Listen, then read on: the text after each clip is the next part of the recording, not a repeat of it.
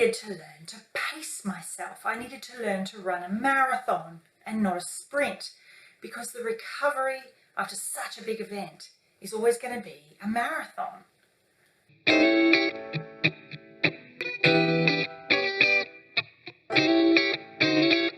Hi. We haven't posted much recently because at the moment we're about 6 weeks out since Cyclone Gabrielle hit our town, hit our region. And most of you probably don't realise how devastating it's been, but it's annihilated parts of our region, destroyed our roads, and left lots of people homeless. And what I would say as a personal reflection 6 weeks post that cyclone is that in the time that I've been working in the emergency response centre at council through my other job, there's been some amazing displays from the community of pulling together. But there's also been an interesting dynamic between those who have been hit and those who haven't. Some who haven't been hit have been amazingly generous and worked incredibly hard to support those who have lost so much. And others have sort of resented the fact that their life hasn't been able to go back to normal. They've resented the fact that the libraries aren't open because the librarians who work for the local council are doing the welfare jobs and things. So it's very interesting. You do really see that dynamic that you hear about where it brings out the best and it brings out the worst in people.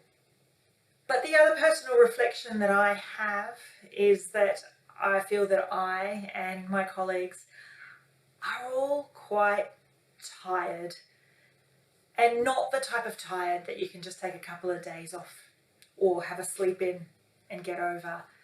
It's the more emotionally drained type of tired. The usual advice of take care of yourself, eat well, make sure you sleep, still move your body, isn't enough in and of itself. I've made sure that I've done those things. I've tried to practice what I preach, and yet I must admit I am tired. I actually found myself on the brink of thinking, doing YouTube and doing my other business, it's all too hard, maybe I just give up.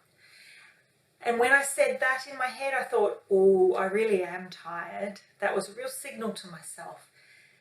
And then I saw this quote from Banksy. The quote says, if you get tired, learn to rest, not to quit. It occurred to me, I wasn't resting the right way.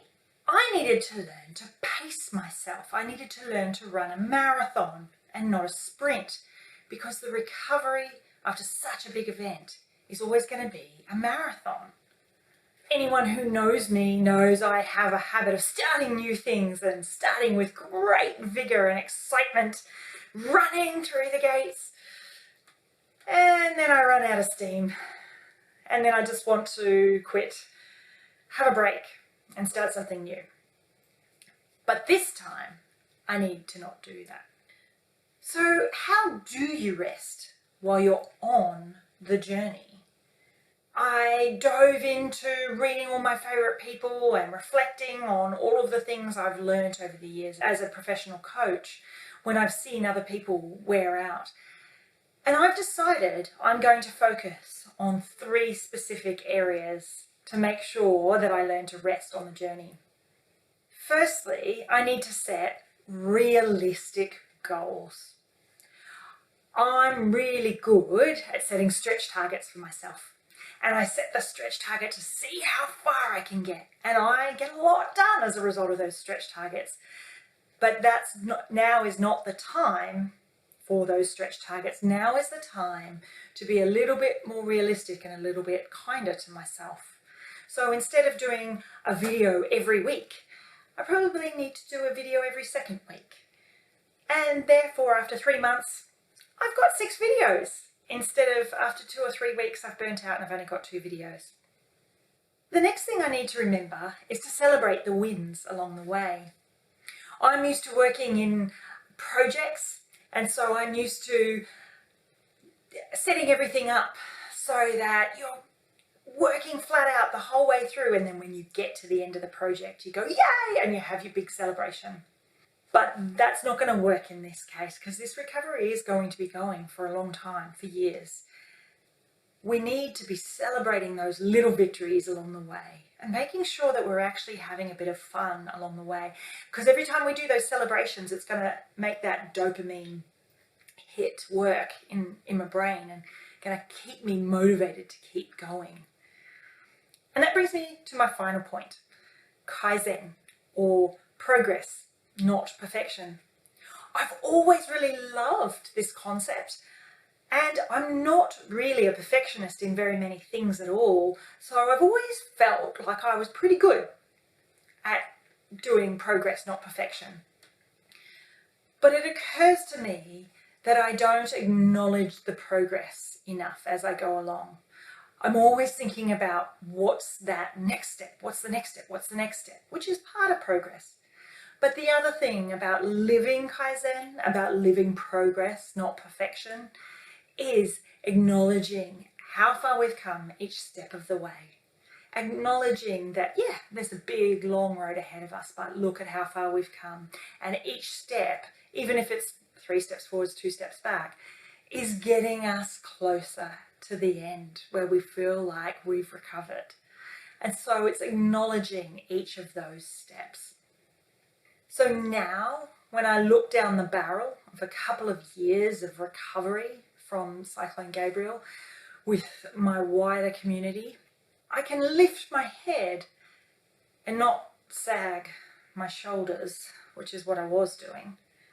With Kaizen and marathon length goal setting in mind, I will keep marching on and celebrating those small wins as they come.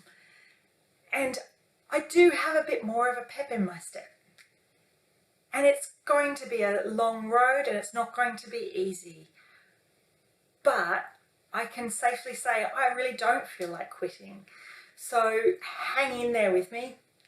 Subscribe and see how this journey goes as we take step by step to recover from Mother Nature's gift to us.